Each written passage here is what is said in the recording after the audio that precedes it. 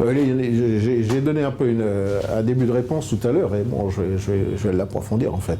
C'est-à-dire que, bon, effectivement, les musulmans, pour arriver à mieux saisir l'importance et la valeur de leur religion, doivent revenir au fondement, à la sunna du prophète sallallahu alayhi wa sallam, au Coran, et puis au comportement des premiers musulmans qui avaient un sens de l'honneur et du sacrifice qui était des plus importants, mais aussi une foi indestructible dans l'existence de l'au-delà, du jugement.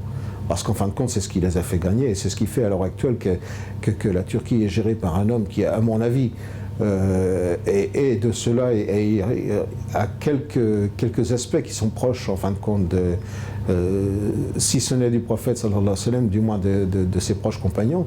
C'est-à-dire que tant qu'on a une profonde certitude dans l'existence du jugement et dans la réalité de l'au-delà, eh bien effectivement on fait beaucoup plus attention à ses actes, et on cherche avant tout à satisfaire les autres et à satisfaire en premier lieu Allah.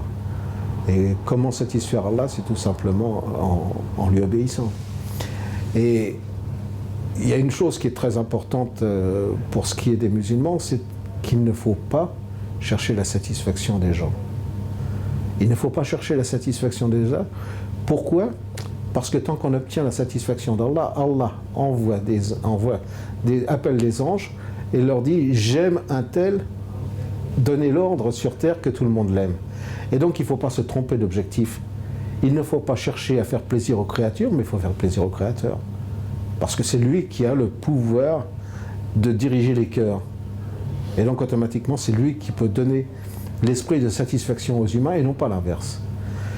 Et donc, à partir de ce moment-là, à partir du moment où on a affaire à des gens qui sont totalement convaincus de l'existence et de la suprématie divine, et de l'existence et de l'incontournabilité du jugement et de l'au-delà, eh bien on agit correctement. Et donc à partir de ce moment-là, on peut éduquer la communauté musulmane de cette façon-là. Et en ce qui concerne les non-musulmans, bien comme je l'ai expliqué, en fin de compte, il faut arriver, et là je reprendrai encore l'exemple de la France, parce que c'est un exemple qui me tient à cœur. Cet exemple me tient à cœur parce que ça fait 14 ans que j'ai à l'esprit un projet qui est économique et social, de gestion de la communauté musulmane, puisque Allah m'a donné la chance, avant d'être musulman, d'apprendre la gestion et la direction, et ensuite m'a donné la chance de me guider.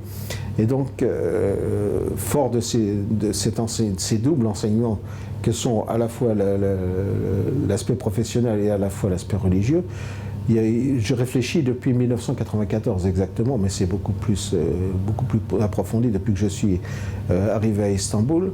Cet aspect-là, il est profond et il fait partie de ma vie. C'est d'arriver à créer une structure qui puisse être considérée comme une sadaqa jariya, c'est-à-dire qui puisse arriver à gérer socialement et économiquement les musulmans en France. Elle est basée sur plusieurs aspects. Le premier aspect, c'est d'arriver à créer, de regrouper une structure financière qui soit totalement halal. Pourquoi? Parce que c'est la base de tout.